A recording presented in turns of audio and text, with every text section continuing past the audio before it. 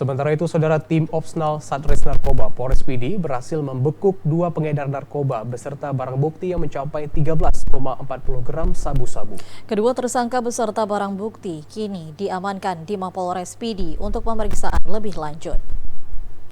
Dua orang tersangka yaitu RC 26 tahun dan NZ 46 tahun berhasil ditangkap di Kampung Metengoh, Kecamatan Mutiara, Kabupaten Pidi beserta barang bukti. Pengungkapan tersebut berdasarkan informasi masyarakat yang sudah resah dengan peredaran narkoba dalam Kecamatan Mutiara. Berdasarkan laporan tersebut, tim Opsnares Narkoba melakukan penyelidikan dan menemukan aktivitas yang mencurigakan di kawasan itu. Kapolres PD AKBP Imam Asfali menyebutkan bahwa kedua pengedar tersebut sudah berhasil ditangkap beserta barang bukti yang kini diamankan di Mapolres PD. Barang buktinya kurang lebih 13, sekian gram. Itu yang berawal dari informasi masyarakat, kemudian kita kembangkan, kemudian kita lakukan pengembangan dan didapatkanlah 13, sekian gram.